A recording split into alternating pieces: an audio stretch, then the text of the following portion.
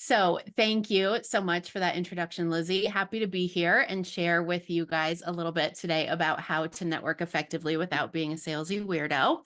I was thinking about Lizzie's question about funny classroom stories, and it was reminding me of the first time I was ever alone in a classroom with students when I had finished all of my teaching credentials, but I hadn't done my student teaching yet, but I was still able to substitute teach. And when you substitute teach, you can teach any grade level. So my first time ever being entrusted with a room full of children was a kindergarten class.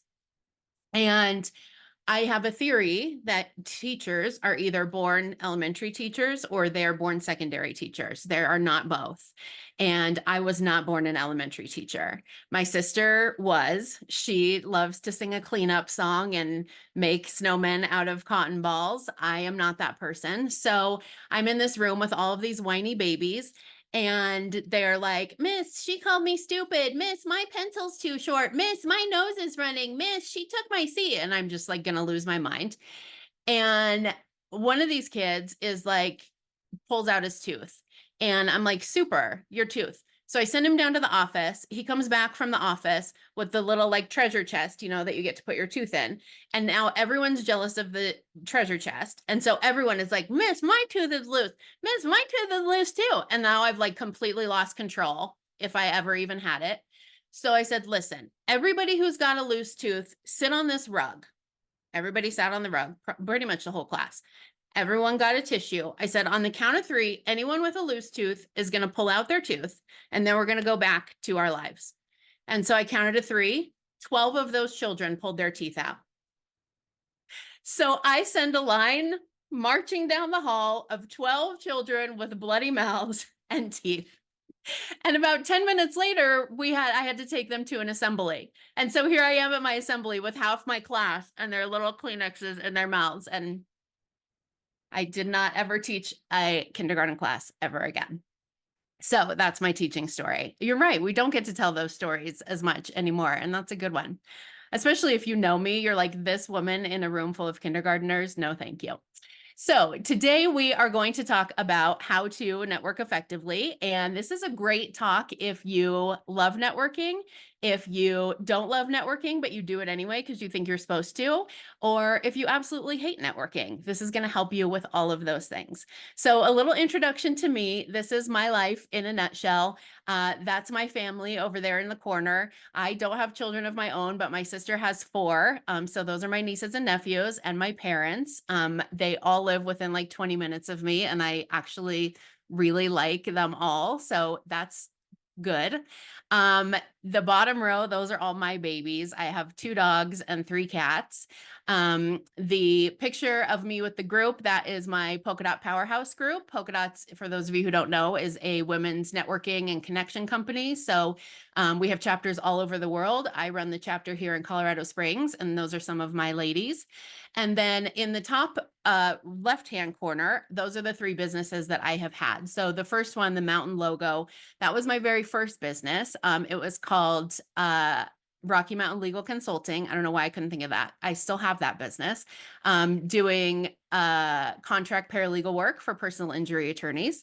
And then I did my dating and relationship coach business that was called Love Starts Here. And I had a podcast of the same name. And a couple of years ago, I transitioned into working with female entrepreneurs. And that company is called Powerful Women Rising. And a big goal of that company is to change the way that people are networking. I believe that networking is one of the simplest, most fun, and most sustainable ways to grow a business if you do it right. And I put that in air quotes because doing it right means something different for different people. This is not a one size fits all solution, but it is a solution that can work for everyone. So I want to talk first about the purpose of networking. And I would love to hear from you guys if you want to unmute yourself or if you want to just put in the chat, what do you think the purpose of networking is? I gave you a little hint there.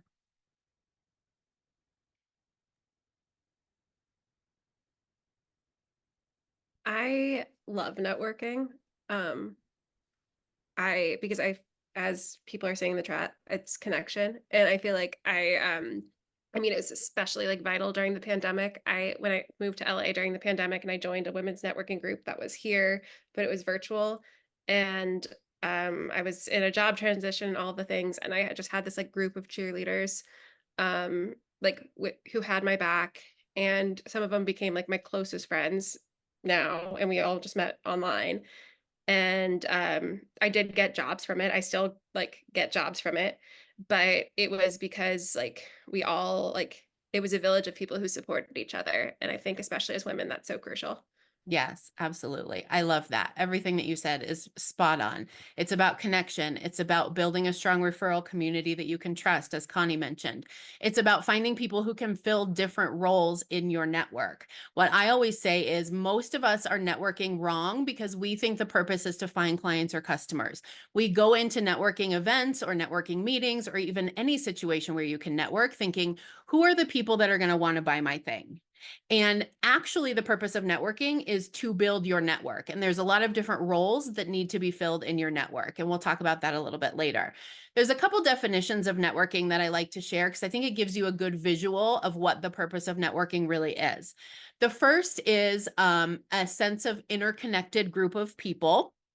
Another one is a net-like arrangement of threads or wires or anything formed in the manner of or presenting the appearance of a net.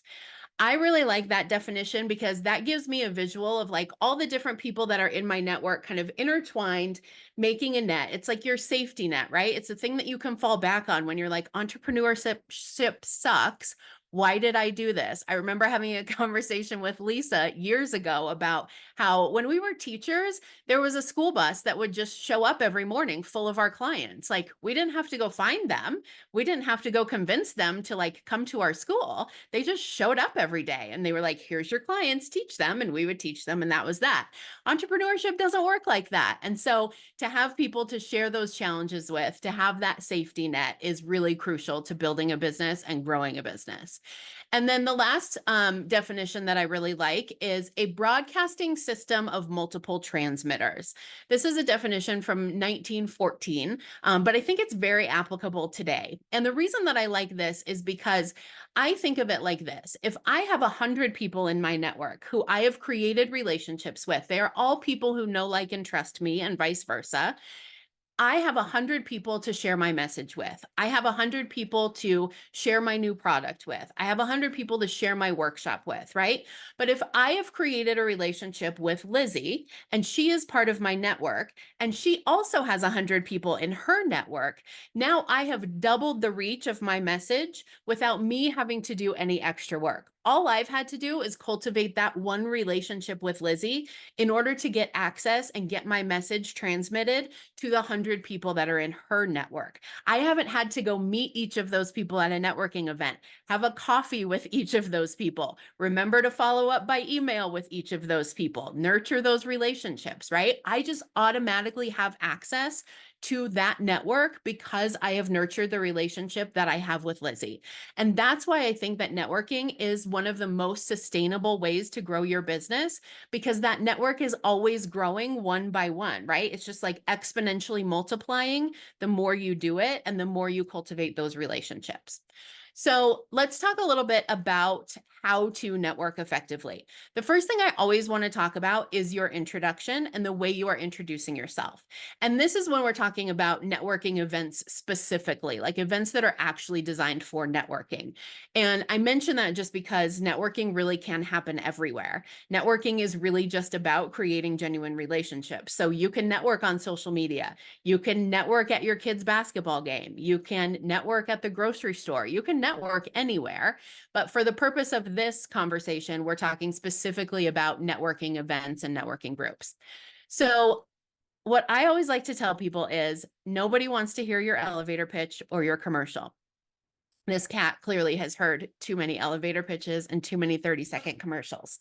Sometimes this is devastating news to people who have paid $99 for that workshop about like how to craft your elevator pitch.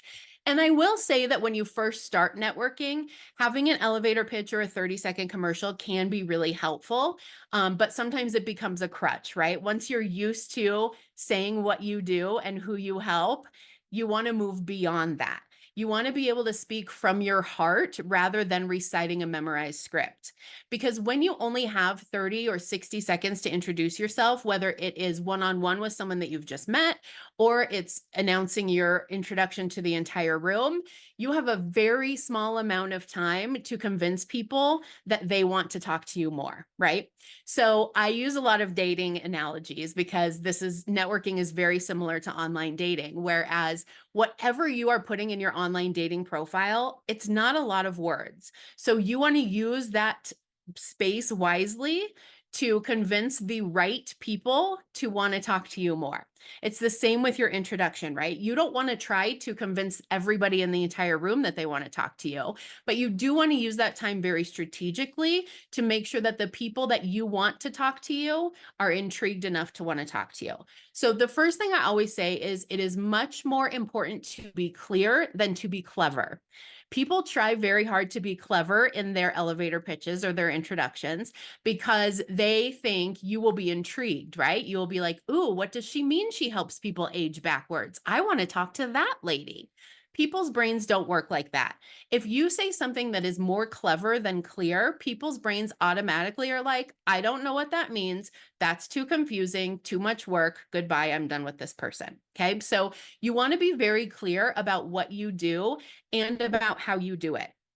If you are in direct sales, if you are in an MLM, if you're in the coaching industry, I mention these because these are the people who tend to get the weirdest in their introductions because they're afraid of people judging them if they know that they are a coach, if they know that they are a lip sense Senegence representative, right? But the thing is, if these people are going to judge you based off of that now, they're going to judge you based off of it later. And they're actually probably going to judge you even more because now you have tricked them by talking around what you do. And now they're sitting at coffee with you, finding out that you're a Senegence representative, right? So be very clear. Just say, I help people through essential oils. I help people do this, this, and this with these skincare products. I help people do this thing through my coaching program that is blah, blah, blah. Be clear about what you do and also about how you do it. I use the example of helping people age backwards because we used to have a woman in our in one of my networking groups that always said that. And she thought it was very interesting and intriguing. How does she help me age backwards? But what actually was happening was everybody after a year still was like, I have no idea what she actually does. Is she a personal trainer? Does she sell supplements? Does she do skincare? I don't know what's happening here. So be more clear than you are clever. The other thing I will add about your introduction is the more prep work you can do, the easier it's going to be for you to do your introduction without having a memorized script. I will put some of these questions in the chat for you a little bit later when I can multitask better, but the questions that I often encourage people to ask themselves and answer over and over again are, what matters most to you? So what are your mission, your vision, your values in your business? What sets you apart from other people who do something similar to what you do? What are some of the common misconceptions about you or about your industry or about what you do? Who are your ideal clients specifically? What are their needs? What are their preferences? What are their pain points? And then what words or phrases will signal to them that you are talking to or about them? And that last one is really important because what I have learned is that research shows that the first 7 to 11 seconds that someone is listening to you is when they decide whether or not they want to keep listening to you. 7 to 11 seconds is not that long. 7 to 11 seconds is usually what it takes most of us to be like, oh, hi, oh, sorry, I fell when I was getting up here. Okay, my dress. Oh, here I am for my introduction. Okay, ready to talk. Your 11 seconds are already up and everyone's already stopped listening. So the first 7 to 11 seconds are when people decide if they want to keep listening to you or not. So you want to make sure that you include those words or phrases that you identify right in the beginning of your introduction. If you only work with women, if you work with busy moms, if you do meal prep for moms who ask themselves over and over again, what the hell am I going to make for dinner? Start your introduction with that. Don't talk about all of this other stuff and then at the end be like, I love to help busy moms because the busy moms have already stopped listening. right? I use this example a lot. Many of you know Abby Gardner. She does a lot of things, but meal prep is one of the things that she does. It's like HelloFresh or Home Chef, but 1,000 times better. And so she delivers these frozen meals to you, and you make them, and that's what she does.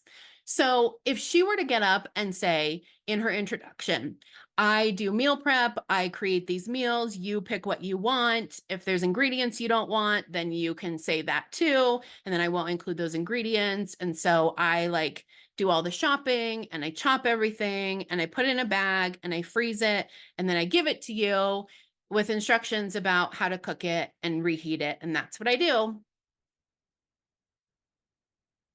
That hasn't really told anyone like, oh, she's talking to me. She totally has the solution to my problem, right? There's this meme that I see all the time that I love because it's totally my sister. It says something like, how come nobody told me being a mom is really just figuring out what to make for dinner every day over and over again until you die?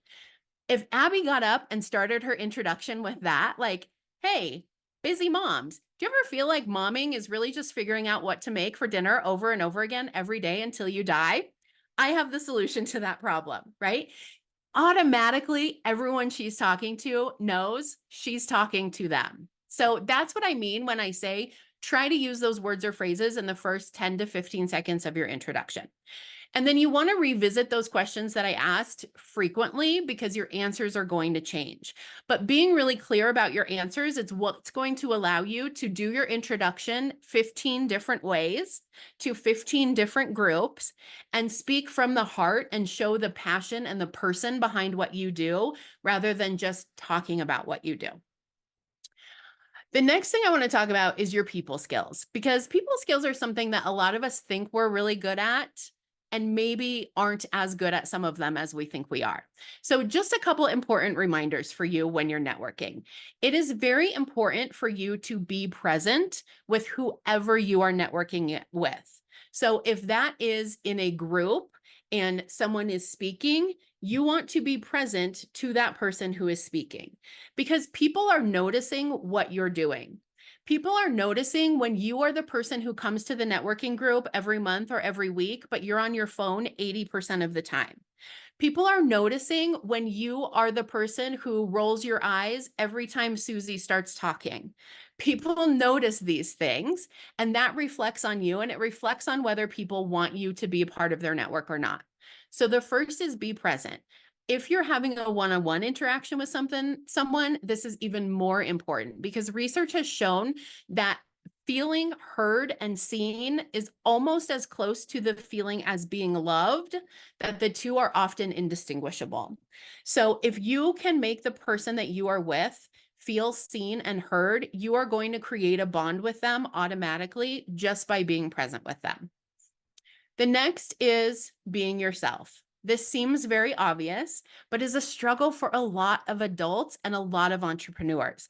This is part of the reason why networking has gotten so weird, I think, is because so many of us have this idea in our head of what we're supposed to look like, how we're supposed to act, who we're supposed to be in order to be taken seriously as an entrepreneur, right? Nobody's going to want to connect with me. Nobody's going to want me to be part of their network unless I look like I have it all together and I'm super successful. Nobody wants the hot mess to be part of their network, right? So we show up trying to be who we think we're supposed to be in order to be taken seriously, in order for people to want to do business with us. And that often doesn't work because it's not authentic. So being true to yourself, to your own values, that is what is going to allow you to build trust with your audience. And it's also what's going to allow you to attract the right people to you and vice versa. So my online dating coaching clients, when we would be working on their online dating profile, they would always say there were things that they were like, I don't want to include that on my dating profile because I don't want to turn people off. I don't want that. Like, that's too polarizing. I don't want to put that on there because people won't want to talk to me. Yes, you do want to put that on there so people don't want to talk to you, right? If something that is really important to you is really important to you, like cats, for example, if you would never date someone who doesn't at least tolerate your cats, put that on your online dating profile, because why do you want to waste time talking to Joe who likes to kick cats? Kick cats. He doesn't like Kit Kats. That's a whole different thing. So you want to be yourself and you want to turn people on and turn people off to you. Those people who are turned off by you when you are being yourself were never going to be your people anyway. They were never going to be an effective part of your network. They were never going to love paying you and being in your program. So the sooner you can get them away, the better. Share your story. Be transparent about your business practices. Be consistent in your messaging. All of this comes when you are being authentic. When you are authentic, you are more often going to attract the right people to you, and you are also going to build trust and credibility with your audience and with your potential clients. That is how you are going to build a loyal following of supporters who believe in you and believe in your mission and your values. The next, that was weird, is listen more than you talk. I find that people have a problem with one or the other. Often we are the person who listens more than we talk, or we're the person who talks more than we listen. So really this is about finding the balance between the two and having the self-awareness to know, okay, I'm talking way too much here. The analogy that I like to use, have any of you ever watched the show Love on the Spectrum? Okay, if you haven't, you need to write that down right now. Those of you who have Netflix, it's the greatest show ever invented in the history of time. So Love on the Spectrum is these adults, mostly young, but there's some older adults who are on the autism spectrum and they are dating and they are trying to find their partner. And there's this woman who is a coach and she works with some of them. And she does this exercise with one of them where they're rolling a ball back and forth to each other. And she's trying to teach him, like, this is how you engage in a back and forth conversation. And so she rolls the ball to him and she's like, so what's your favorite animal? And he's got the ball and he's like, my favorite animal is a zebra. And the reason that I like a zebra is because it's this, and this. And did you know that a zebra is this and this? And it's the cousin of a horse, and a horse is a blah, blah, blah, blah, blah. And he's just like going on. And finally, she's like, okay, you've had the ball for a long time now. It's time to roll the ball back to me. So then he has to figure out, okay, how do I get the ball back to her? And so he thinks for a second and he's like, what about you? What's your favorite animal? And he rolls it back to her, right? And this is how they figure out how to have a conversation. I tell this story because this happens to me often when I'm having conversations with people. I'll have this image in my head where I'm like, Melissa, you've had the ball for a really long time. Like, it's time to get the ball back to the other person. So even just having that awareness is very helpful, and it's going to make people want to connect with you further if you are doing an equal part of listening and an equal part of talking. The talking part is just as important, because a lot of you like to go and have a one-on-one coffee with the other person and you will just let them dominate the entire conversation. And then at the end of the conversation, they're like, oh, we should do this again. I didn't get to learn anything about you. And you're like, I know, bye forever. So make sure that if you are one of the people who likes to listen more than you talk, that you also sometimes figure out, even if the ball isn't getting rolled back to you, how to take the ball back, because sometimes you have to do that. All right. And then the last tip I have for you with your people skills is about being inclusive. If it is hard for you to network, especially in person, because you are neurodivergent, you are shy, you are introverted, you have anxiety, whatever it is, my best tip for you is to go to a networking event and find someone who looks equally as uncomfortable as you are. When you walk in the room, you are going to scan and you're going to see a group of people, a group of people, a group of people. And then Sally, who's here for the first time, doesn't know any of these people, is incredibly shy, feels like a complete fraud, and doesn't know why she came. If you beeline to Sally and start a conversation with her, I guarantee you are going to endear yourself to Sally for the rest of her life. She is going to be so happy that you included her and helped her to be more comfortable. And then you're going to start growing that group. People are going to come to talk to the two of you, or the two of you are going to get brave and go talk to a group together, right? So being inclusive is a very important part of networking. The last thing I want to talk about is how to follow up. Am I okay on time, Lizzie? I can't actually see you. I can only see Melanie. So Melanie, you have to tell me if I'm okay on time. Okay, great. You're good. Yes. I had to make the little square really small. So this is one of the things that people ask me the most. How do I follow up with people after I meet them at networking events? I meet them when I'm out and about. How do I keep track of all the people? Who do I follow up with? How do I follow up with them? So, my number one tip, whether you are having a conversation at a networking event or you're following up with them afterwards, the best way to grow your network with someone is to provide value to them with no expectations. So, this is what I mean when I say providing value with no expectations. Not this cat. This cat is he is trying to play it off as if he is providing a service to this mouse, but he is not. Spoiler alert, providing a service to the mouse. So, this is the example that makes the most sense. If you are a travel advisor and you go to a networking event and someone in their introduction says, "I'm getting married next year. We've just started planning our honeymoon. It's super exciting." Providing value is not you going to that person afterwards and saying, "Hey, so excited for you that you're planning your honeymoon. I'm a travel agent. I would love to help you. Would you like my help?" That is selling.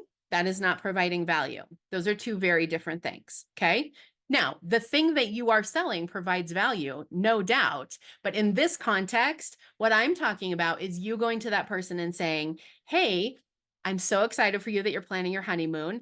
I have this list I created that is the top 10 most popular honeymoon destinations and why people love them so much. I would love to send it to you if you want it." That is providing value with no expectations. Now, you are not telling that person you have to get on my email list to get it. You are not sending it to that person and then adding them to your email list without their consent. You're not sending the list to the person and then following up with them in a few days and saying, "Hey, did you look at that list? Do you want me to plan your honeymoon?" You are just sharing this resource because you have it and you know it's going to be helpful to them. And you are trusting me when I say the more you provide value in this world without expectations, the more it is going to come back to you. You just have to trust that that is true. And I know that it is because it's worked for me in my business. And I've seen it work for a lot of people in their businesses as well, right? If you can also provide value by sharing resources, right? You have a conversation with someone, or they say in their introduction or in a breakout room that you're in, "I'm really struggling with social media. I don't know which one I should be on, and should I be on all of them, and blah, blah, blah." Maybe you send them an email later and you're like, "Hey, I just came across this article that talks about the different social media platforms and like which one is best for which entrepreneur. Just thought I'd share it with you if it's helpful." Now that person knows you remembered them, you were listening to them, and you care enough about them without even really knowing them to take your time to send them that resource. This is how relationships get started. This is how genuine relationships in business get built. So I say create a follow-up plan that works for you. Find the way that you like to follow up, whether it is on social media, with a phone call or a text. Maybe you like to do coffee dates like George here. Whatever it is that you like to do, find what works for you and what you will actually do. If you make a follow-up plan that you don't like and is full of shit that you don't like to do, you're not actually going to execute on that plan. So find the way that works for you. I will give you the short version of this. These are called networking circles. I used this same circle situation with my dating coaching clients. So for them on the outside would be everyone who is on the dating app. Then maybe the next circle would be everyone that you swiped right on who also swiped right on you. Those of you who have been married for like 40 years are like, "I don't even know what you're saying." Then the next circle would be everybody that you have exchanged messages with, like typed messages with. Then maybe everybody you do a video chat with. Then maybe everybody you have a first date with, everybody you have a second date with. And then in the center is whatever your goal is, right? Your long-term relationship, your marriage, whatever it is that you're looking for. So at each stage, you're narrowing it down by different criteria. And there are always going to be people who don't move into the next stage. That is the goal, right? We're not trying to get all of them to be our husbands or our wives. So use this same analogy with networking. Everybody on the outside is who you meet at the networking event. And then maybe the next circle for you is everyone that you have a 30-minute Zoom with. Maybe the next circle is everyone you have a small group connect with. Maybe the next circle is everyone that you meet with one-on-one in person. You can decide what each of those circles are. And at the bottom, I've given you some other ideas. And you also get to decide what the criteria for moving through those circles is. So for me, I only ever offer a 30-minute Zoom to someone that I've just met. And the reason for that is I used to say, yeah, great, let's grab coffee. Well, that's 20 minutes driving to coffee. That's usually an hour at coffee, 20 minutes driving home. That's 2 hours of my day that I've spent on someone that I don't actually know what their intentions are, why they want to meet with me, what we're doing here. And I don't want to spend an hour and 40 minutes just to find out that you're actually just trying to get me on your team, or that you're actually a salesy weirdo and you just want to sell me your thing, or that you just wanted to talk about yourself for 59 minutes and then say, oh, this was really great, we should do it again sometime. So now I only offer a 30-minute Zoom to people that I'm connecting with for the first time. If after that, I'm like, yes, this is someone I would like to get to know better, then they move to the next stage. So maybe that's a small group connect. If we're all in Colorado Springs, maybe I'm like, hey, 3 of you, I really want to get to know you 3 better. And I think you'd really like each other. You all want to get together and have coffee? That is a very, very efficient way. I am all about the small group connect. There is a different criteria for the people that I'm going to meet with one-on-one. Those are people that I have or really know that I want to develop close business relationships with. And then people keep moving to different circles. I want to share this with you because I want you to know it is okay to leave people outside of the circle. It is okay to leave people in the first circle. It is okay for people to be wherever they are. You do not have to follow up with everyone you meet, nor should you try to follow up with everyone that you meet. It is okay to say no, thank you. The best way to do that for me is if someone wants to connect with me or continue the relationship past the circle that we're in and I don't want to for whatever reason, I say, thank you so much for asking. I don't have the capacity for that right now. That is not a lie. It may be that I don't have the time capacity, the mental capacity, the energy capacity, whatever it is, I don't have the capacity to continue this relationship with you in the way that you want to continue it. Sometimes I will add, I will definitely let you know if that changes, because that's a little like, don't call me, I'll call you, right? Sometimes if you say, I don't have the capacity for that right now, they're like, okay, well, I'll ask again in a week. And you're like, nope, still won't have the capacity in a week. So this is me giving you permission to not have every single person that you meet in your network. It's giving you permission to not have every single person that you do a 30-minute Zoom with be a relationship that you continue with.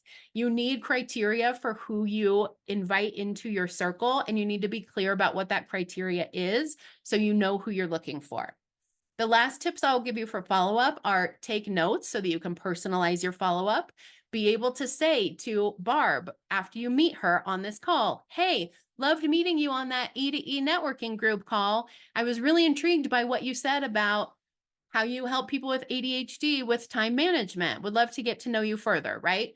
That way Barb knows you're not just copying and pasting this message to every single person who was at the event, and that you actually listened to her and remembered what she said and what was important to her. I also recommend scheduling your follow-ups right away, whether that is going home and scheduling an email to go out in a week to say, hey, it was great to meet you, wanted to follow up. You mentioned you had that workshop on Friday, wanted to see how it goes.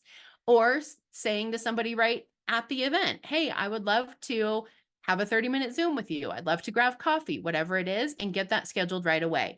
Otherwise, they will start piling up. They will get so overwhelming that you will just forget about it. Or if you're like me, you'll just forget about it anyway.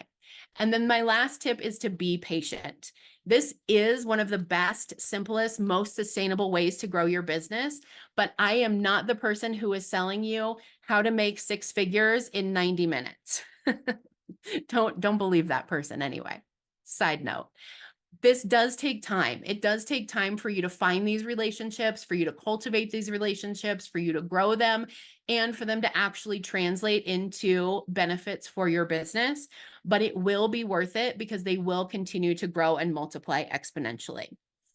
And then I already shared my contact info in the chat, but here it is again. If you'd like to connect with me further, my website is on there. I run a virtual speed networking event for female entrepreneurs once a month. You can find the link to sign up for that on my website. That QR code also will take you to the website. I just wanted to give it to you in two options for those of you who are QR code lovers. But I would love to connect with you guys further if you are interested. So thank you so much, Lizzie, for letting me come and chat. Thank you for letting me go over on my time. I tried to talk as fast as I could. I don't think any of us minded that you went over. You have such great content and you deliver it so so you're a joy to listen to anyway. So I don't think anyone minded.